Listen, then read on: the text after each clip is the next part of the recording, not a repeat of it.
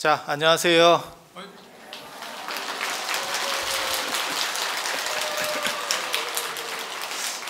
개인적으로 저한테는 이게 이 자리가 굉장히 뜻깊은 자리입니다. 이 이유는 제가 통도사에서 행자 생활도 했고요. 그리고 제가 자장률사 가지고 박사 논문을 썼었기 때문에 그래서 이 통도사랑은 굉장히 많은 인연이 있습니다. 그리고 통도사가 창건된 게 선덕여왕 15년 646년일 거예요. 그래서 선덕여왕이 재위기간이 16년까지인데 16년 1월에 돌아가시기 때문에 이게 선덕여왕 15년 가을부터 겨울에 아마 창건이 됐을 걸로 제가 논문에 그렇게 다 추정을 해놨습니다. 이게 정확한 날짜는 안 나와요. 삼국유사 같은 데 보면 선덕여왕 때 창건됐다 뭐 이런 식으로만 나와서, 그래서 그런 것도 제가 정리를 좀 했었고, 또 여기가 영축산 이러잖아요. 영축산. 그런데 그게 축 발음도 나고 취 발음도 나고 추 발음도 납니다. 그래서 저도 어렸을 때 아니면 여기 행자 생활할 때도 영축기보다도 영취가 맞지 않나 라고 생각을 했었는데 공식적인 명칭도 영축산이고요. 그리고 무조건 아무튼 축으로 해야 됩니다. 취는 안 됩니다. 그걸 어디서 발견을 했냐면 이제 세조 때 언해된 간경도감을 보면, 거기 보면 간경도감에서 이제 법화경 같은 거를 언해를 했는데, 그때 보면 축 발음으로, 그러니까 조선 초기에도 벌써 축 발음이었었던 거예요. 그래서 취 발음은 생각보다 사용이 안 됐었구나 라는 걸 알고 그게 공식 발음이구나 라는 생각을 했었습니다. 그래서 그런 것도 제가 부각시킨 사람이었고, 또 뭐가 있냐면 여기가 원래 영축산이 아니고 취서산 뭐 이렇게 해서 그렇게 되어 있는데, 자장률사께서 중국에서 이제 중국 오대산에 가셔서 부처님 사리를 이렇게 모셔오는데요.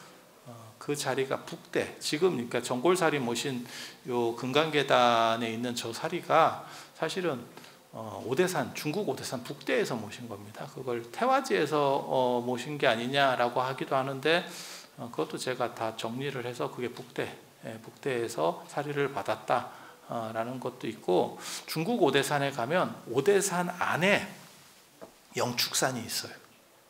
되게 재밌는 게 영축산이 있어요.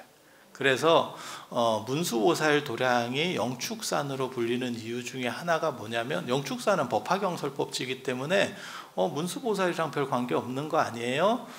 라고 할지 모르지만, 실제로는 영축산이 문수보살과 굉장히 밀접한 관계가 있고, 그 이유는 사실은 중국 오대산 때문에 그렇다라는 정도를 이해하시면 됩니다. 그런 것도 제가 찾았습니다. 그거 찾느라고 고생 참 많이 했습니다. 의도하는 거 아니에요. 의도하는 거 아니에요. 그리고 여기만 영축산이 있는 게 아니고 울산에도 영축산이 있어요.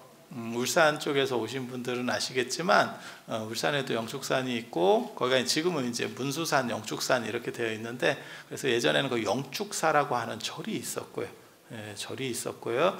그리고 그게 이제 왜 그렇게 되는 거냐면, 예전에는 경주가 배를 접안하기가 굉장히 어렵습니다. 그게 동해 바다에서 그 수심이 깊어서 배를 이렇게 들이기가 힘들어요.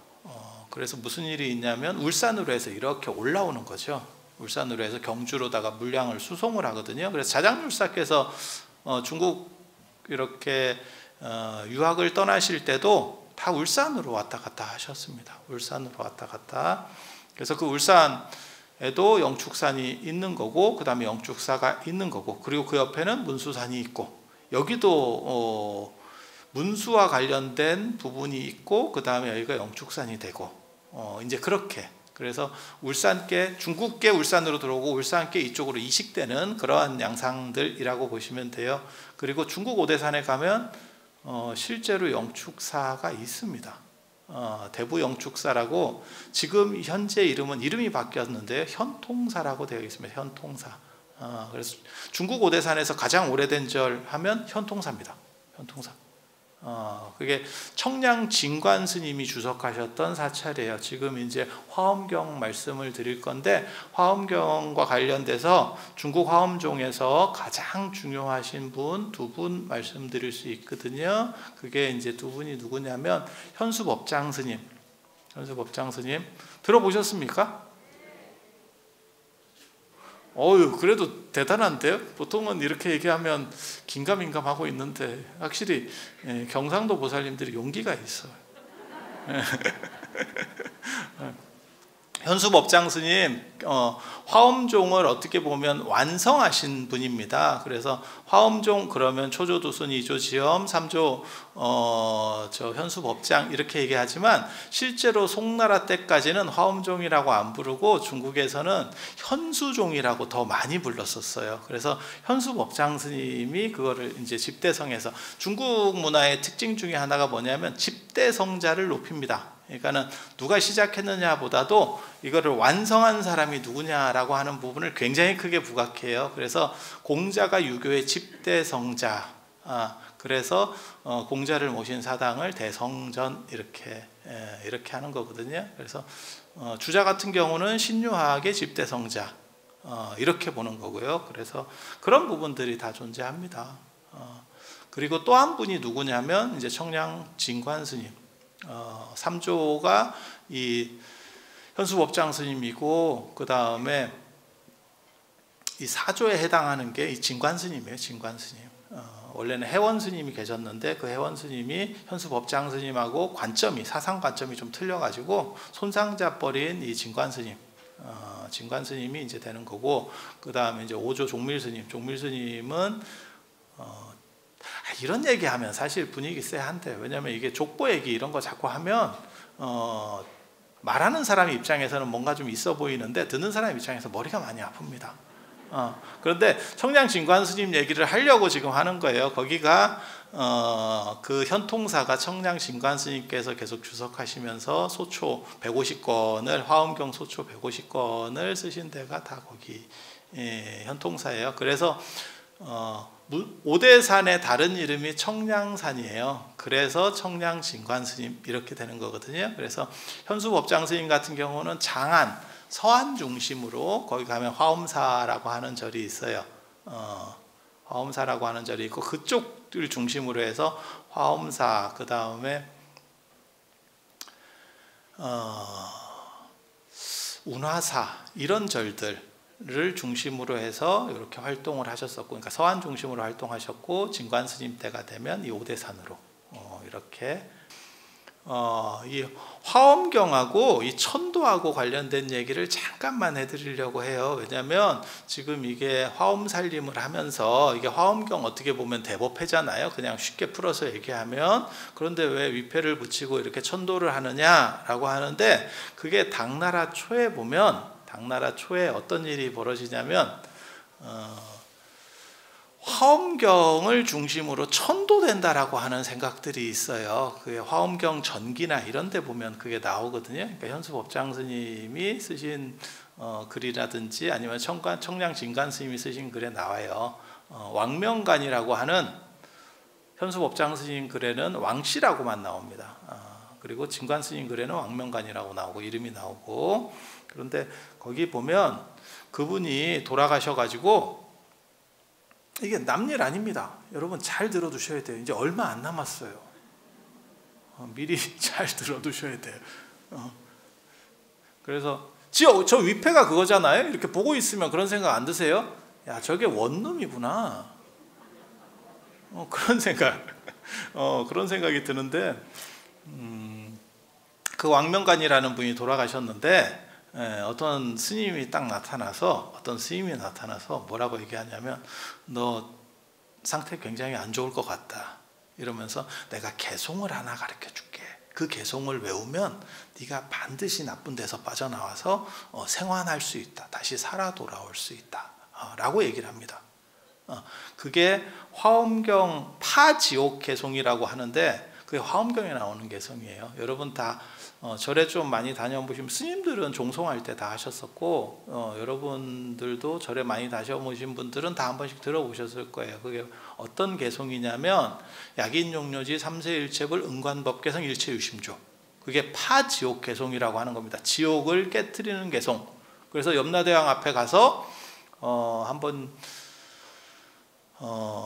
그 개송을 외웠더니 세상이 밝아지면서 모든 나쁜 것들이 사라지고 결국 이 사람이 살아서 돌아온다는 그 이야기가 있습니다. 그래서 오늘날까지도 저녁 종송 때 이 파지옥 개송을 합니다.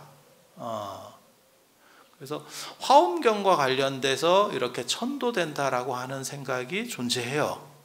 존재해요. 그게 당나라 초기에 나오는 이야기거든요. 이제 나중에 보면 뭐가 나오냐면 그때 등장하는 그 스님이 누구였냐, 이제 그런 얘기를 해요. 사후에 만난 스님이 누구냐, 그게 지장보살 아니었냐, 이런 얘기가 또 스토리가 연결이 됩니다. 그게 600년대 말 700년대 초에 그 지장보살 쪽으로다가 해서 이제 중심이 넘어가기 시작하면서 유명교주 지장보살이라고 하는 생각들이 나오고, 그 다음에 선종이 유행하면 태평광기, 송나라 때 집안이 쓴 태평광기에 보면 뭐라고 나오냐면 금강경을 독송하고 지옥을 면하고 살아 돌아온 이야기가 나옵니다. 그래서 오늘날 보면 종송에서는 파지옥 진언을 외워서 파지옥 개송을 하고, 저녁 종송 때 그렇게 합니다. 약인용교인 삼세일체불 응관법개성 일체유심조 파지옥 진언 옴가라지아사바 뭐 이렇게 하거든요. 재지낼 때도 마찬가지로 그렇게 계속 하고 있어요. 그래서 그거는 화엄종의 영향을 통해서 천도된다 라고 하는 거고, 현수법장 스님 되게 재밌어요. 그거를 왕명간이 살아 돌아와서 현수법장 스님한테 딱 얘기를 해주니까 이 양반이 화엄경을 얼마나 많이 봤는지 듣자마자 그게 화엄경 어느 품에 나오는 개성이에요, 이렇게 했다는 거예요. 저는 그 기록 보고 옛날 어른들 진짜 머리 좋구나. 저희 같은 경우도 화엄경 삼보나옴을 20살 이전에 다 봤을 겁니다. 그러니까는 60권 하옴, 80권 하옴, 40권 하옴 이렇게 세 종류가 있는데 봤다는 거지 기억한다는 거 아닙니다.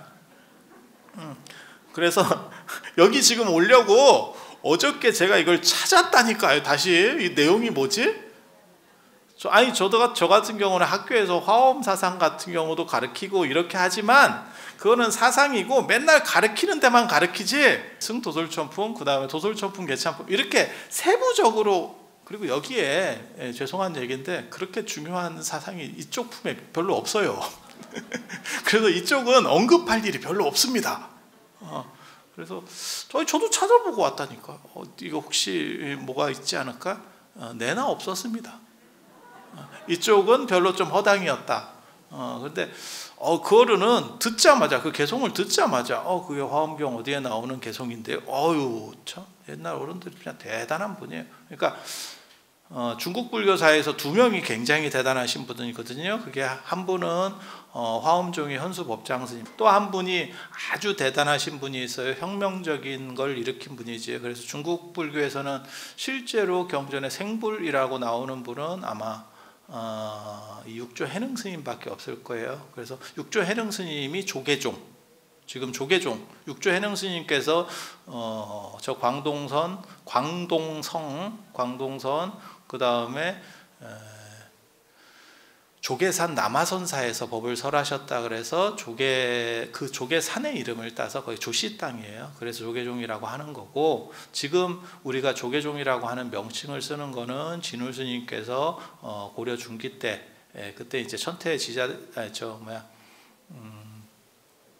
천태종이 일어나면서 대학국사 의천 스님의 천태종이 일어나면서 조계종 스님들이 천태종으로 많이 넘어갑니다. 그래서 구산선문이 뭉쳐서 하나의 단일한 의식을 가져야겠다라고 해서 천명하신 게 조계종이라고 하는, 그래서 우리는 다 해능 스님 중심의 남종선이에요 라고 했었던 기록이 있고, 최근에 조계종이 된 거는 1941년에 하남 스님께서, 그 하남 스님도 통도사에 6년 동안, 이 총도사 쪽에 6년 동안 주석을 하셨던 분입니다.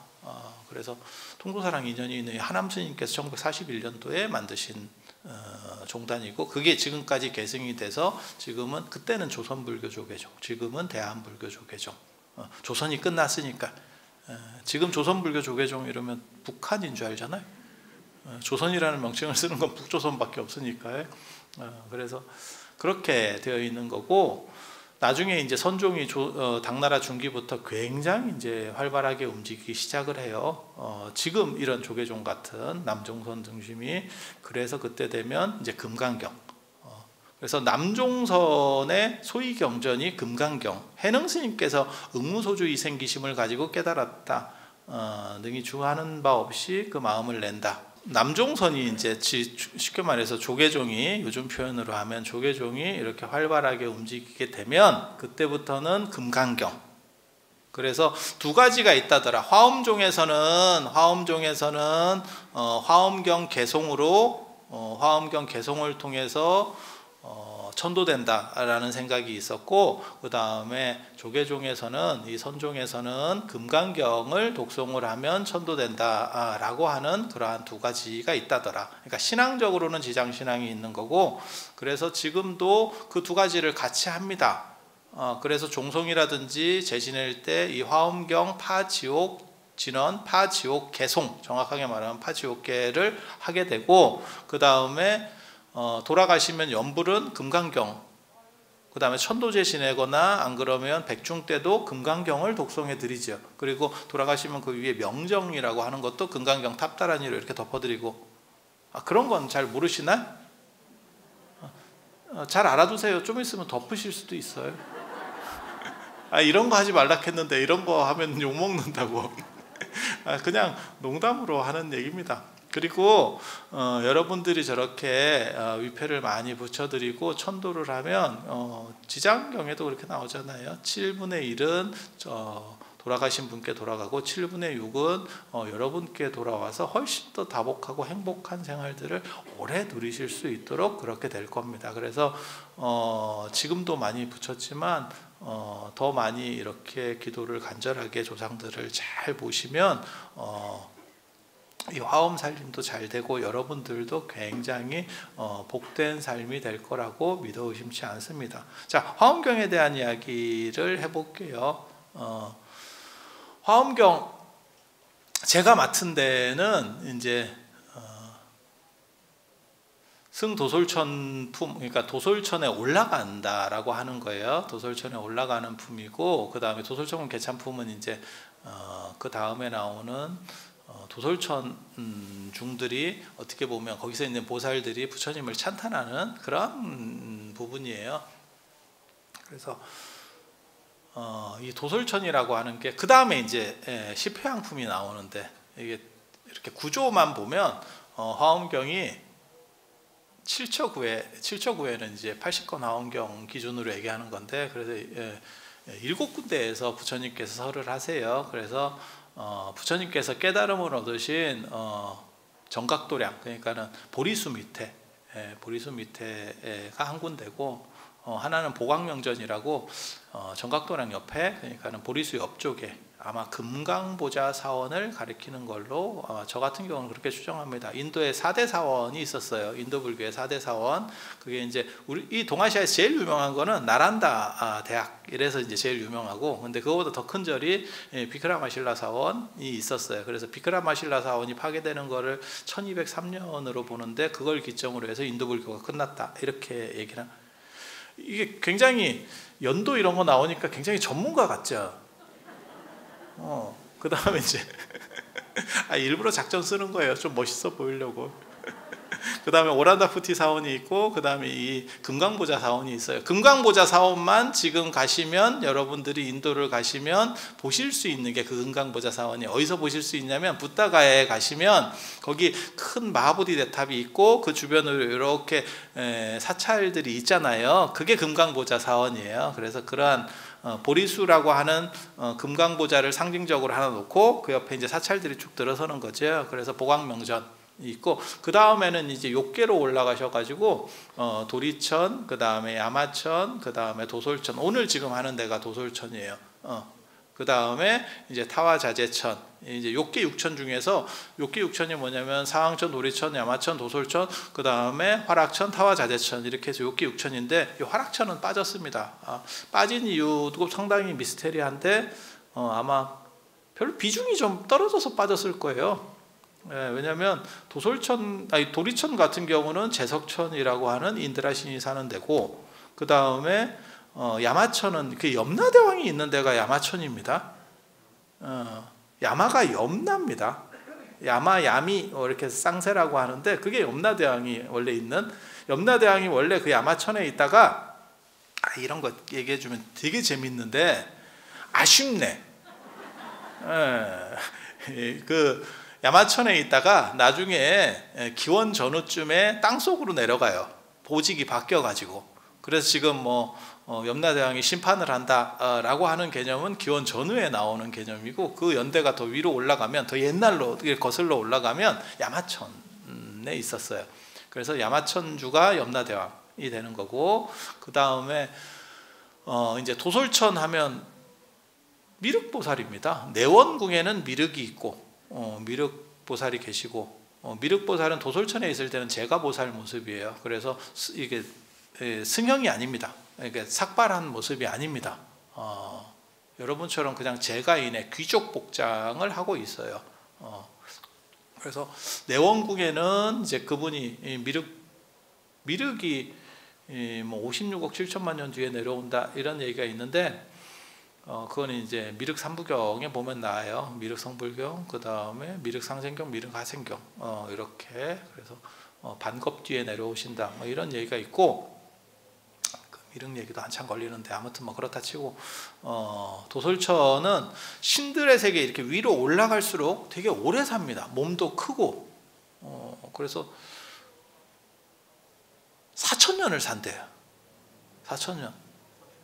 4,000년 산대. 그렇게 나와요. 4,000년 살면 그렇게 오래 사는 건 아니잖아요. 4,000년 굉장히 오래 사는 건가요? 근데 그렇게 오래 사는 것 같진 않아요. 신들의 세계 치고는 오래 사는 것 같진 않아요. 근데 되게 웃기는 게 그 도솔천의 하루가 인간 세계에 400년이래요. 그래서 400 곱하기 365 곱하기 4,000을 해야 돼. 그랬더니 5억 8천만 년이에요. 이걸 제가 딱 보는 순간 무슨 생각 들었는지 아세요? 도솔천에서는 무조건 연금보험을 들어야겠다. 그리고 실비보험이 이게 필수일 것 같다. 이거 이렇게 오래 살면 우리도 지금 오래 사는 세상이 돼서 그런 부분이 지금 굉장히 절실해졌잖아요. 그래서 옛날 사람들은 그렇게 오래 사는 걸 굉장히 좋아합니다. 그래서 오래 살고, 그리고 그런 데는 중간 단명은 없어요. 그러니까 중간에 이렇게 불의의 사고로 돌아가시는 일은 없어요. 그래서 그런 정도 이상세계라고 보시면 되고, 석가모니 부처님께서 정각을 얻으신 그 보리도량에서, 보리수 밑에서 움직이지 않고, 이게 굉장히 재밌는 얘기예요. 사실은 화엄경이 어떻게 보면 핵심 중에 하나인데, 움직이지 않고 도리천도 가고 도솔천도 가고 이렇게 하는 거예요. 움직여서 가는 게 아니에요. 움직여서 가는 게 아니에요. 어떻게 움직이지 않고 가시나요? 라고 하는데, 사실은 그게 내용이 어떻게 되는 거냐면, 이제 깨달음을 얻게 되면 그냥 석가모니 부처님으로서 끝나는 게 아니고 법신인 본체인 비로자나 부처님이 돼요. 그러니까 진리의 당체가 되는 거예요. 진리라고 하는 것은 뭐하고 같은 거냐면 모든 곳에 존재하지만 존재하지 않는, 이런 얘기하면 이제 조금 분위기가 쎄해질 수 있는데, 그냥 쉽게 얘기하면, 제가 비유를 들어드리면 달나라에 가본 사람은 아무도 없을 거예요. 우리나라 사람 중에는. 그죠? 근데 달나라에 돈만 있으면 갈 수 있을 거예요. 저 일론 머스크가 화성 갈 거니까 자꾸 이러고 있으니까, 돈 있으면 화성도 가는데 달인들 못 가겠어요? 그렇죠? 가긴 갈 수 있을 거야. 갈 수 있다라는 얘기는 뭐냐면 거기에 나의 가능성은 존재하고 있다는 의미가 돼요. 내가 전혀 존재하지 않으면, 의미가 전혀 그 안에 없으면 거기는 갈 수 없어요. 그러니까 이 안에 지금 여러분이 설법전 안에서도 밟아본 땅은 얼마 없어. 근데 안 밟아본 데도 내가 다 밟아볼 수 있어 라고 하는 것은 거기에도 나의 존재 가능성은 있는 거예요. 괜히 말을 꺼낸 것 같기도 하고, 근데 조금만 들어봐요. 조금만 들어보시면 시간이 될지 모르겠다. 내가 진짜. 그래서 꿈이라고 생각을 한번 더 해보세요. 그러면 꿈속에서는 내가 있는 데는, 모든 꿈의 가장 큰 특징은 나라고 하는 주인공 1인칭이 있다는 거거든요. 하지만 실제로는 나는 그 안에서 어디든지 다 내가 존재할 수 있는 거죠. 왜냐하면 내 의식 속에 있는 거니까. 실제로는 그렇지 않아요? 그래서 몸이 바뀔 수도 있고, 단지 지금 현재 현상으로 나타나는 게 이 몸인 거죠. 꿈속에서 지금 꿈이라고 생각을 하시면. 그래서 꿈 안에 있는 모든 가능성은 사실은 다 열려 있는 거예요. 그래서 꿈의 본질을 터득하면 그것을 꿈 전체가 어떻게 보면 내가 되는 그러한 현상이라고 할 수 있어요. 그런 거를 내가 정각을 얻은, 석가모니 부처님께서 정각을 얻은 상태에서 법신 비로자나 부처님하고 합체가 되면, 그걸 자각하게 되면 내가 어느 곳에든지 존재하고 어느 곳에도 존재하지 않는 상태가 된다는 거예요. 죄송합니다. 괜히 말을 꺼낸 것 같습니다. 그게 화엄경에서는 가장 중요한 이야기 중에 하나예요. 그래서 나중에 이제 일치의심조라고 하는 마음먹기에 따라서 모든 것이 달려있다라고 하는 거고, 그건 기본 설정이고, 그 다음에 이제 승수미산 승도솔천품하고 관련이 되면, 여기서는 부처님께서 몸을 움직이지 않으시고 이 도솔천에 올라오시니까 10명의 보살들이 나옵니다. 10명의 보살들이 10개의 세계에서 이렇게 운집해 온다라고 하는 이야기가 있어요. 그렇게 운집해 온 분들 중에서 리더가 금강당 보살이에요. 금강당 보살. 그 금강당 보살이 얘기하는 게 바로 그 개송이에요. 방금 말씀드린 그런 것과 비슷한 개송이거든요. 그래서 어떻게 얘기를 하냐면, 부처님은 색이나 소리로, 그러니까 형체나 소리로 뵐 수가 없다. 하지만 색이나 소리를 여의어 있는 것도 아니다. 라고 개송으로 부처님을 찬탄을 합니다. 근데 그거는 이제 석가모니 부처님인 동시에 사실은 비로자나 부처님이에요. 그건 깨달음을 얻은 당체이기 때문에. 그래서 그렇게 생각을 하시면 되고, 그 석가모니 부처님께서 그러니까 기독교나 이런 데서도 그런 얘기를 하죠. 신이라고 하는 것은 우리의 생각을 초월해 있고 말을 초월해 있고 이런 얘기들을 하는데, 화엄경이 되게 재밌는 게 생각과 말을 초월했고, 그러니까 소리나 빛깔을 초월해 있지만 그것을 넘어가 있는 것도 아니다. 이게 굉장히 재밌는 거예요. 그러니까 단순히 초월해 있으면 그걸 넘어서 있기 때문에 이 초월하기 전에 이 단계는 벗어나 있는 거죠. 사실 분리되어 있는 거죠. 그런데 이것을 넘어서 있지만 넘어서 있는 동시에 이것도 포함하고 있어 라고 이야기하는 거예요. 그래서 이게 한 단계 더 높은 재밌는 생각입니다. 굉장히 철학적으로는 사유가 깊은 생각이에요. 그거를 기원 전후에 어떻게 생각을 했는지는 저도 잘 모르겠어요. 그래서 화엄경이 만들어지는 게 기원 전후쯤 이제 만들어지거든요. 원래는 석가모니 부처님께서 처음 깨달음을 얻고 37일, 21일 동안 설하셨다라고 되어 있지만, 이것이 완전히 정리가 되는 거는 기원 전후쯤에 어느 정도 정리가 돼서, 사실은 이제 중앙아시아 쪽, 저 호탄 쪽에 가서 최종으로 완성됐다. 지금까지는 이제 그렇게 인식들이 되고 있어요. 그래서 되게 재밌는 게, 화엄경에는 10이라고 하는 숫자가 되게 많이 나옵니다. 10신, 10주, 10회양, 10지, 그 다음에 등각묘각. 그래서 오늘 지금 하는 부분은 사실 10신, 10주, 10행, 그 다음에 10회양에 해당하는 부분이에요. 이 다음에 하실 분이 사실은 10회양품을 맡으셨는데, 그게 금강당 10회양품입니다. 60권 화엄경에 보면 금강당 10회양품으로 나오거든요. 그래서 지금 이 도솔천품하고 연결이 되어 있는, 그래서 도솔천품부터 금강당보살이 중심 메인으로 나옵니다. 금강당보살, 금강의 깃발이라고 하는 뜻이에요. 그리고 그분이 설하시는 요 개송이, 부처님께서는 형상이나 소리로 묘사될 수는 없는 분이지만 그것으로부터 또 떠나 있는 것도 아니다. 완전한 진리를 이 세상 사람들이, 아니 모든 종교에 다 있는 겁니다. 완전한 진리나 완전한 신이라고 하는 대상이 있다면 그것을 묘사할 수 있느냐? 라고 하는 부분이 있어요. 그릴 수 있을까? 못 그린다라고 주장을 해서 나타나는 게 이 불교 안에서는, 선불교 같은 경우는 그러한 형상에 대해서 약간 부정을 합니다. 그래서 선원 같은 데서는 그런 형상이 상대적으로 적죠.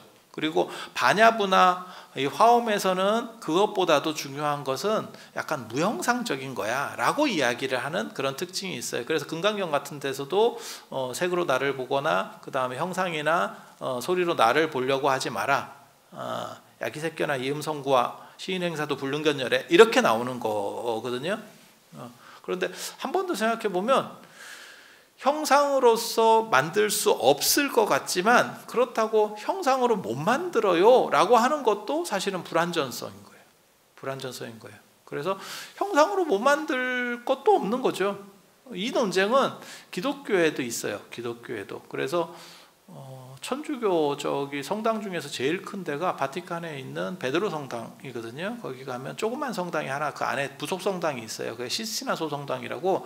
거기 가면 여호와하고 아담하고 이렇게 손이 이렇게 마주하는 미켈란젤로의 천지창조, 그게 나와요. 그래서 여호와가 마치 영감님 같은 모습으로 묘사가 되어 있어요. 근데 개신교에서는 어떻게 신을 묘사할 수 있느냐? 이렇게 얘기를 하는 거예요. 신이라고 하는 건 묘사 대상 자체가 아니야. 그래서 그냥 하나님, 하나라고 부르자 라고 얘기하는 거고, 이슬람에서는 더 심하죠. 이슬람에는 뭐 십자가나 이런 것도 쓰지 않습니다. 전혀. 그러니까 당연히 이슬람에서는 뭐 예수를 신앙하지 않으니까 십자가도 안 쓰지만 모든 형상에 대한 부분들을 다 만들기만 하면 그것은 신성모독이라고 생각해요. 그리고 그걸 우상이라고 생각을 합니다. 그런데 한 번 더 생각해보면 완전한 존재면 못 만든다라고 하는 것도 말이 되지만 못 만든다라고 하는데 걸려있는 것도 안 된다는 거예요. 그게 금강당 보살이 하는 얘기예요. 그래서 부처님은 형상이나 색으로는 이렇게 쫓아갈 수 없지만, 그런 걸로 볼 수 없는 분이지만 동시에 그렇게 안 된다라고 하는 것에서도 걸려있는 분이 아니에요 라는 얘기를 해요.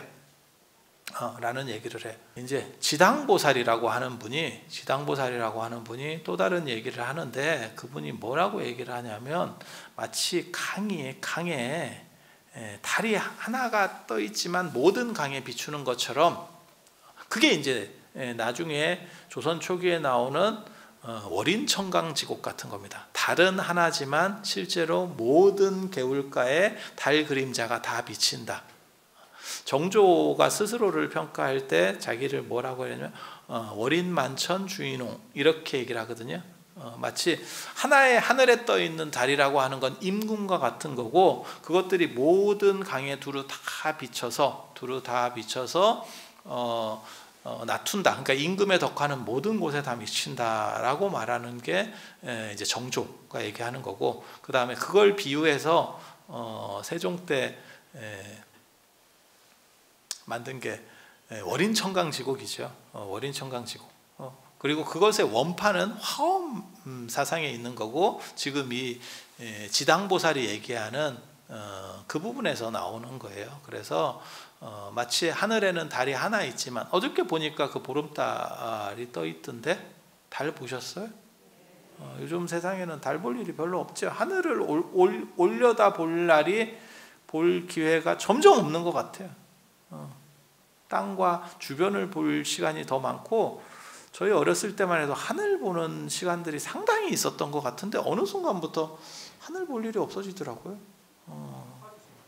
그런데 그 달이라고 하는 게 하늘에 하나만 딱 떠 있지만 그것들이 모든 것을 이렇게 찍으면서 비춰가듯이, 부처님은 한 분이지만 그 한 분의 부처님이 법신 비로자나 부처님이에요. 그리고 이렇게 여러 곳에, 모든 곳에 나투는 분이 화신입니다. 화신. 그래서 부처님은 한 분으로 계시지만 모든 곳에 없는 곳이 없고 라고 하는, 맨 처음에 얘기한 거하고 지금 똑같은 얘기를 드리는 거예요. 맨 처음에 얘기한 거 기억 안 나실지 몰라서 다시 말씀드리면, 부처님께서는 보리도량, 정각의 도량을 떠나지 않고 그 다음에 도리천이든 야마천이든 그리고 도솔천이든 이렇게 낮출 수 있는, 그게 본질은 하나지만 현상 속에서 모든 것이 각각으로, 이게 나중에 신유학에 가면 뭐라고 나오냐면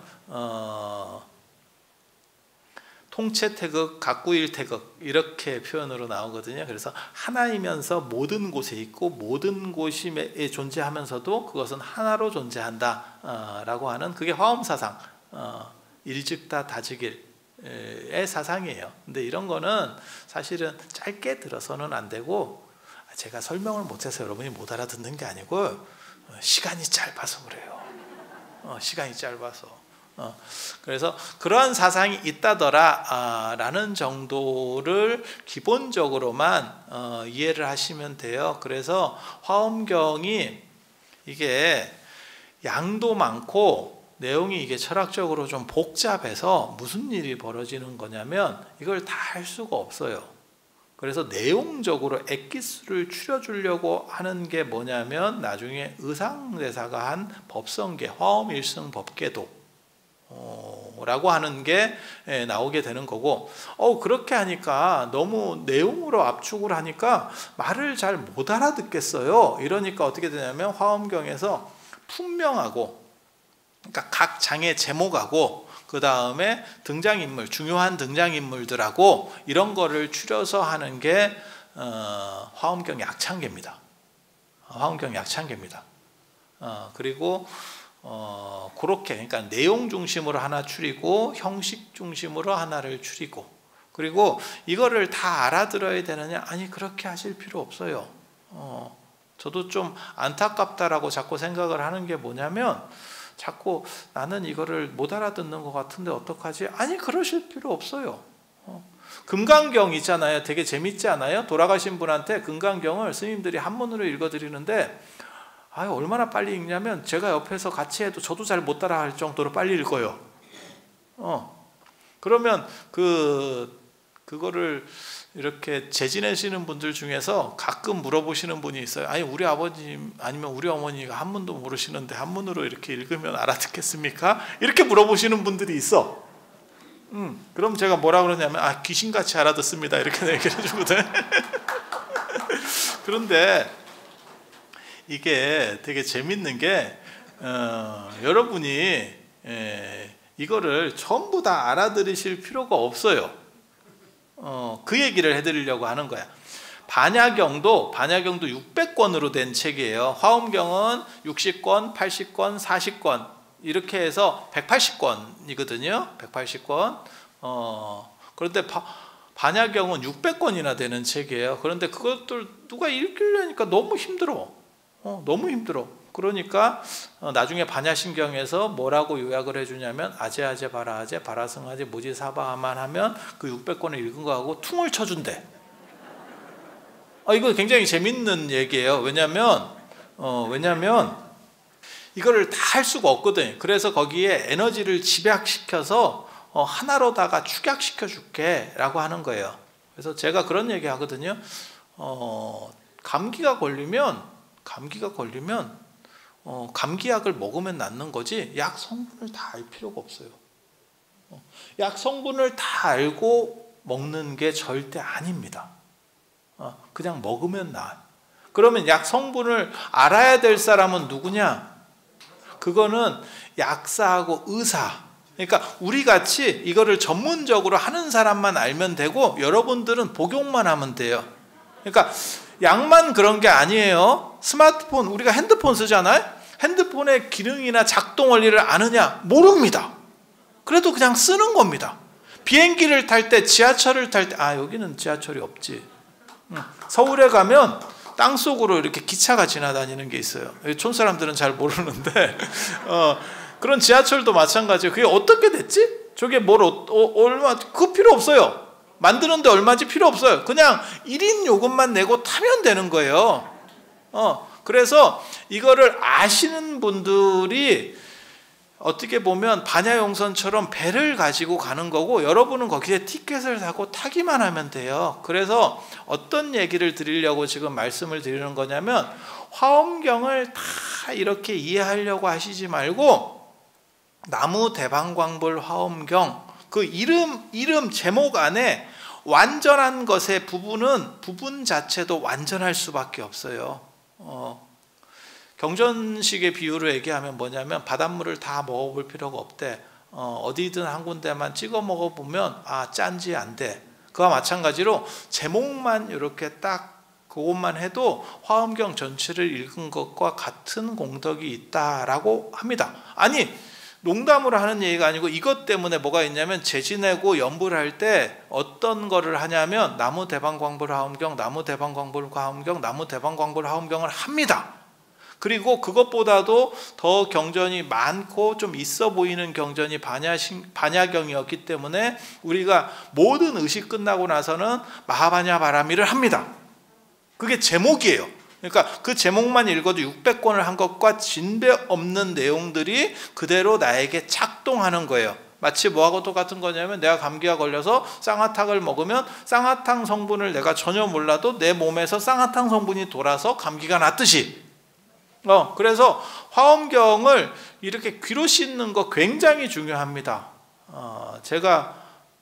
사람들은 제가 공부를 열심히 한다고 생각하는데 그런 건 아니고요. 전 그냥 하고 싶은 대로 하는 사람이라서 어렸을 때부터 그렇게 살았는데, 제가 학교 가기 싫으면 학교를 안 갔는데 되게 재밌는 얘기를 하더라고요, 저희 형이. 저는 그 얘기를 지금도 굉장히 감동 깊게 생각을 하거든요. 자더라도 학교 가서 자래. 그러면 귀로 씻기면서 뭔가가 된대. 근데 그 말이 맞는 거예요. 그래서 여러분도 마찬가지예요. 이렇게 귀로 많이 씻겨야 되는 부분도 굉장히 중요하고, 그렇지만 이걸 다 이해할 수 있느냐?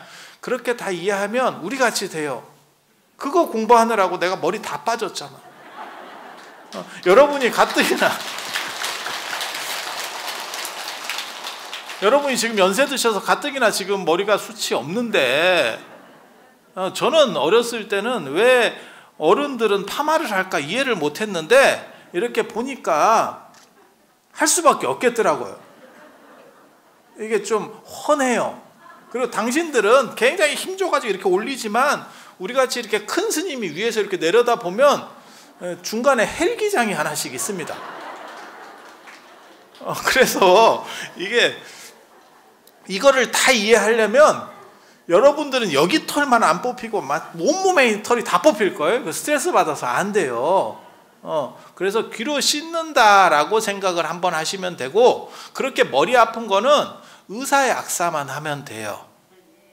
왜 의사약사들은 해야 되냐면, 사람에 따라서 그것이 맞는 경우도 있고 안 맞는 경우도 있고, 설명해 줘야 될 부분도 있고 설명 안 해줘야 될 부분도 있고, 그런 고지해야 될 부분들이 존재하기 때문에, 그래서 그런 사람들을 전문가라고 하는 거고, 일반인들은 거기에서 잘 조제된 약을 그대로 드시면 돼요. 그 드시는 방식은 두 가지입니다. 하나는 귀로 잘 씻는 거, 씻으면서 이렇게 닮아가는 거, 그리고 또 한 가지는 뭐냐면 나무 대방광불 화엄경.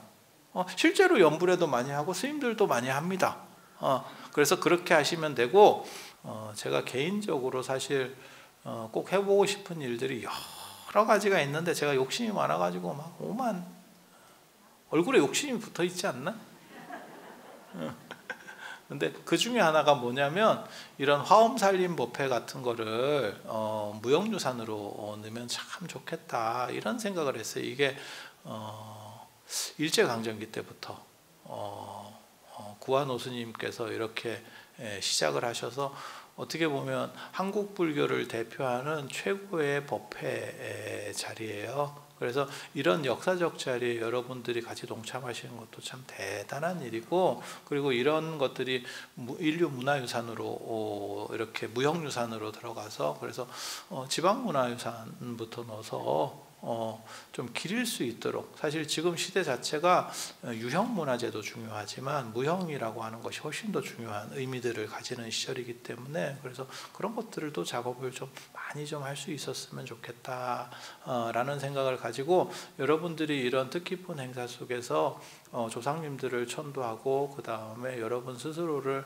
이렇게 밝히려고 오셨다는 부분에 대해서 굉장히 높은 공덕을 치하해 드리면서 오늘 법문을 모두 마치도록 하겠습니다. 자, 들어주셔서 감사합니다.